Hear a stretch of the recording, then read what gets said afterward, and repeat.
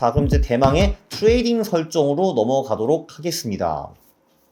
트레이딩 설정, 여기에도 퀀터스가 심혈을 기울인 기능들, 아주 킬러 기능들이 여러 개가 있습니다. 여기 보면은 백테스트 설정이라고 나와 있잖아요. 초기 투자 금액을 입력을 하래. 이거는 그냥 아무거나 입력해도 됩니다. 별로 중요한 게 아닙니다. 이제 뭐 1000만 원으로 해도 되고, 뭐 100만 원으로 해도 되고, 아니면 당신이 가진 그 돈 수를 입력해도 되고요. 뭐 크게 상관이 없습니다. 자, 그다음 보면 여기 거래 수수료라는 것이 있습니다. 아마 잘 아시겠지만 한국에서 주식을 사고 팔 때는 거래세라는 것이 있고요. 그리고 증권사에도 돈을 조금 줘야 됩니다. 저는 여기서 거래 수수료를 0.3% 또는 0.5% 정도를 입력하실 거를 추천해 드립니다. 왜 그런가? 그 거래 수수료에는 증권사가 가져가는 그 수수료가 있고, 네, 그리고 국가가 가져가는 세금이 있고, 그리고 슬리피지라는 것이 있습니다. 슬리피지는 이제 무엇이냐? 그 대형주는 별로 없는데, 소형주는 우리가 소형주를 사고 팔 때 그 매수와 매도 호가창이 벌어져가지고,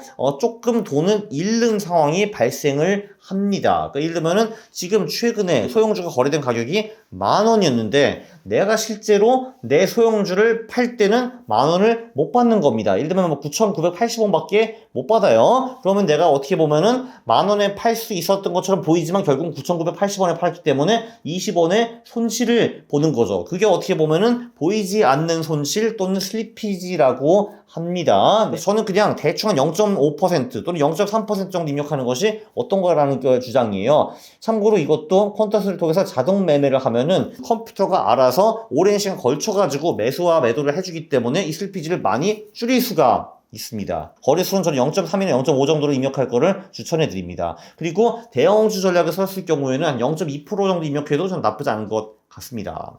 자, 그 다음에 리밸런싱 설정이라는 것이 있습니다. 보시면은 월별, 분기별, 반기별, 매년 시즈널리티라는 것이 있습니다. 월별이라는 거는 뭐를 의미하느냐? 자, 우리가 어떤 전략을 만들었지 않습니까? 최근 분기 영업이익이 가장 많이 오른 기업을 산다라는 전략을 내가 만들었습니다. 자, 근데 그러면은 그 영업이익이 가장 많이 성장하는 기업이 주기적으로 바뀌지 않겠습니까? 그래서 3분기에는 삼성이 영업이익이 가장 많이 올랐는데 뭐 4분기에는 현대가 가장 많이 오른 겁니다. 자, 그럼 우리는 그 4분기 데이터가 뜨면은 당연히 삼성에서 현대로 갈아타야 되는 거죠. 왜냐면 3분기에 우리가 삼성을 산 이유는 영업이익 성장률이 제일 높아서 산 거잖아요. 그래서 4분기가 현대가 짱이면은 현대로 갈아타야 되는 거죠. 그럼 이 갈아타기를 얼마나 자주 하느냐라는 것이 리밸런싱의 핵심입니다. 그래서 우리가 할 수 있는 건 그거를 한 달에 한 번 갈아타기, 3개월에 한 번 갈아타기, 6개월에 한 번 갈아타기, 1년에 한 번 갈아타기, 또는 시즈널리티. 시즈널리티는 뭐냐? 이러면 우리가 여기 지금 클릭된 게 11, 12, 1, 2, 3, 4월이잖아요. 자, 이거는 이제 뭐를 의미하냐 하면은 이 전략을 쓸 때 우리는 11월부터 다음에 4월까지만 쓴다. 그리고 요 내에서는 한 달에 한 번 리밸런싱을 하겠다라는 거고 5월부터 10월까지는 이 전략을 아예 사용하지 않겠다라는 겁니다. 이런 식으로 전략을 짤 수가 있어요. 그래서 리밸런싱이 뭐가 좋으냐? 저는 개인적으로 월별이나 분기 정도가 좋은 것 같습니다. 월별이나 분기 정도가 좋은 것 같고, 그리고 저처럼 예를 들면 나 5월부터 10월까지 주식을 아예 안 할 거야 하시는 분들이 이렇게 시즈널리티를 선택하는 것도 하나의 방법이 될 수 있다고 봅니다. 자, 그럼 종목 수가 있지. 종목 수. 자, 예를 들면 조금 전에 그 전략, 영업이익이 가장 많이 성장하는 기업에 투자하는 전략을 했습니다. 자, 그럼 우리가 그런 기업에 한 개에 투자하면 어떻겠습니까? 좀 불안하죠. 왜냐면 아무리 뭐 요번 분기에 영업이익이 잘 빠졌다, 많이 성장했다라고 하더라도 이 기업이 뭐 다른 이유로 뜬금없이 망해버릴 수도 있는 거지 않습니까? 상장 페이지, 내 돈 다 날리는 거예요. 오 마이 갓! 하게 되는 거죠. 그래서 그 주식 투자를 할 때 이렇게 투자 전략을 쓸 때도 분산 투자라는 것이 중요합니다. 그럼 몇 개 기업에 나눠서 분산 투자를 해야 되는 것인가? 저는 보통은 20개 정도를 추천해 드리고요. 20개가 너무 많다라고 하시는 분들은 10개까지도 저는 오케이라고 생각하는데, 그럼 30개는 어떠냐? 30개는 나쁘지 않은데 저는 그냥 기본적으로 그냥 뭐 20개 정도가 디폴트로 나쁘지 않다고 생각하고 20개나 30개나 분산 투자 효과는 거기서 거기다. 10개까지도 오케이다. 10개 미만은 전 좀 위험하다라고 개인적으로 보는 사람입니다. 전 그래서 여기서 보통 20개를 하고 있죠. 자, 밑에 보면은 마켓 타이밍 설정이라는 게 있는데 이걸로 좀 넘어가 보도록 하겠습니다.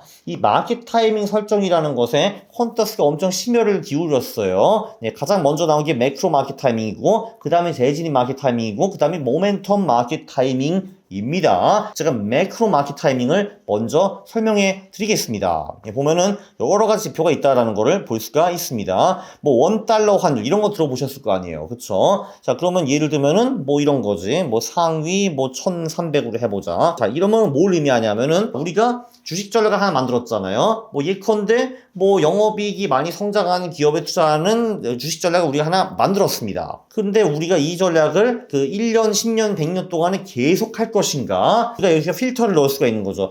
이 전략을 쓰기는 쓰는데 $1 확률이 1,300원보다 위면은 우리는 이 전략을 쓰지 않겠다라고 하는 겁니다. 이게 바로 매크로 마켓 타이밍입니다. 그러니까 이 전략을 우리가 계속 쓸 것인가 아니면은 뭔가 조건이 있을 때 이 전략을 그때는 일시적으로 안 쓸 것인가 그거를 입력을 하는 겁니다. 여기 뭐가 있냐 여기 구리 선물, 코스피 이격도, 코스닥 이격도, S&P 이격도, 나스닥 이격도 이런 게 있습니다. 이런 뭐 이런 거죠. 내가 이제 한국 전략을 쓰는데 뭐 코스피 이격도 60일을 넣고 예를 들면 뭐 이제 하위 100이라고 하면은 이게 이제 무엇을 의미하냐면요. 자, 내가 이 전략을 씁니다. 내가 만든 전략을 한국에서 쓰는데 그 코스피가 60일 이동평균선보다 아래일 경우에는 우리가 이 전략을 쓰지 않고 싹 다 팔고 현금으로 도망가겠다라는 겁니다. 이제 이런 식으로 전략을 짤 수가 있는 거예요. 또는 뭐 진짜 이런 것도 가능하지. 자, 내가 한국에 투자는 하지만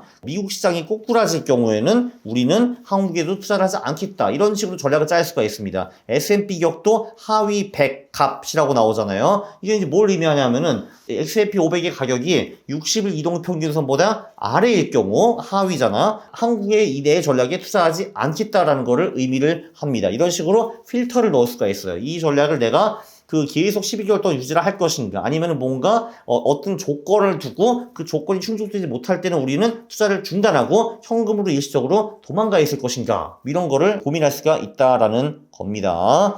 자, 그리고 그러면은 그 밑에 재진입 마켓 타이밍이 되겠네요. 내가 전략을 하나 만들었습니다. 투자 전략을 만들었어요. 그 전략은 내가 백테스트 결과를 확인해 보니까 좋습니다. 자, 그런데 이 전략이 절대로 매달 매년 이렇게 수익이 날 가능성은 별로 없습니다. 어떤 투자 전략이든 중간에 부진하는 구간이 나오거든요. 그러면은 이 전략이 안 먹히는 그 부진한 구간에 이 전략을 더 이상 사용하지 않고 갖다 버리는 게 바로 이 재진입 마켓 타이밍인데, 야, 그걸 내가 어떻게 압니까? 라고 이제 질문하실 거잖아요.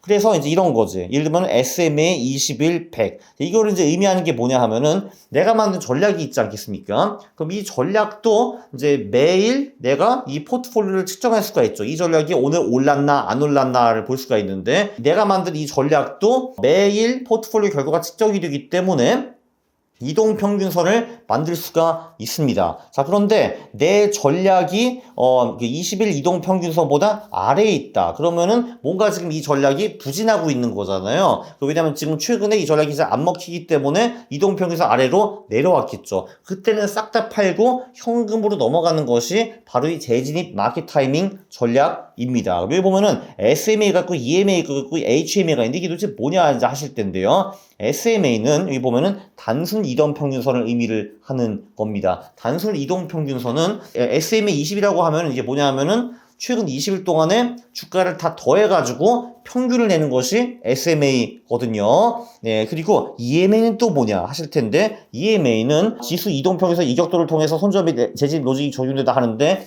기본적으로 그 최근 20일의 가격을 고려하는 건 맞는데 최근 가격의 비중을 좀 더 높여줬다. 그래서 뭐 이제 과거 데이터는 조금 더 무시하고 최근 데이터의 비중을 좀 더 커졌다. 이렇게 할 수 있고 HMA 같은 경우는 여기 나오지 헐 이동평균선이 나오는데 실제로 헐이라는 사람이 만든 지표거든요. 여기는 최근 데이터의 비중을 더 크게 만듭니다. 한마디로 SMA는 그 20일이라고 하면은 그 20일의 데이터를 전부 다 똑같은 비중으로 보고 EMA는 최근 데이터 비중을 좀 더 높여주고 HMA는 최근 데이터 비중을 좀 더 높여준다. 이런 게 있고 자, 그 다음에 마지막으로 나온 역작이 모멘텀 마켓 타이밍이라고 보실 수가 있는데요. 모멘텀 마켓 타이밍은 이제 이런 아이디어입니다. 자, 우리가 한국에 투자하지 않습니까? 그쵸? 그러면은 그 한국에 투자를 하는데 이런 게 굉장히 좋은 거죠. 혹시 선행지표가 없는가? 한마디로 선행지표가 먼저 움직이면은 그 지표를 보고 한국에 투자하는 것이 유리하지 않겠습니까? 그렇죠. 한국 주식의 선행지표는 보통 S&P 500, 즉 미국 주식이나 또는 필라델피아 반도체 지수라고 이제 보시면은 될 것 같습니다. 그러면 우리는 그 필라델피아 반도체 지수의 이동평균선 같은 거를 보고서 이제 투자를 하는 거죠. 필라델피아 반도체 지수가 어떻게 움직이나를 보고요. 그럼 얘가 이제 움직이는데 그러면은 이 필라델피아 반도체 지수가 올라갈 때 우리가 한국 주식을 사고 얘가 내려가면은 파는 것이 좋지 않겠습니까? 그렇죠.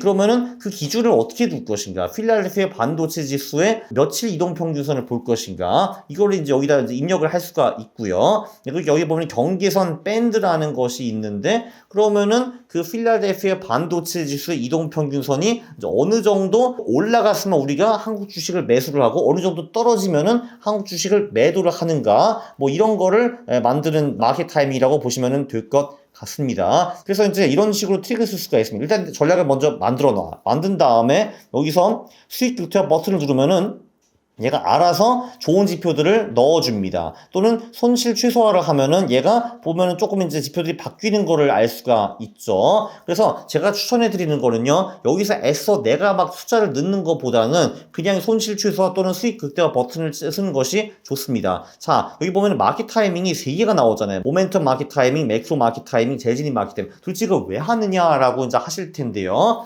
중요한 거는 이겁니다. 우리가 그 어떤 개별주 전략을 써가지고 이거를 10년, 20년 투자를 하게 되면요. 그러면은 보통 MDD가 50%에서 60% 정도 나옵니다. 한마디로 이 전략이 돈을 벌 때도 있지만 깨질 때는 된통 깨진다라는 거죠. 근데 통상적으로 요 마켓 타이밍을 설정을 하잖아요. 그러면은 보통 MDD가 확실히 많이 줄어듭니다. 잘 줄이면은 한 20% 또는 그 밑에까지 줄일 수가 있어요. 근데 보통 수익은 늘지는 않습니다. 그러니까 개별주 전략은 1년 내내 실행하는 것이 수익이 보통 제일 높기는 한데, 근데 이런 식으로 마켓 타이밍을 적용하면은 수익은 조금 줄어들지만 MDD는 50에서 60%대에서 한 10에서 20%대로 대폭 줄이는 효과를 볼 수가 있어요. 그래서 이제 퀀터스에서 이 마켓 타이밍 설정을 개발한 거고, 우리가 지금 3개를 다 해본 결과 전반적으로 이 모멘텀 마켓 타이밍 이쪽이 가장 우수한 것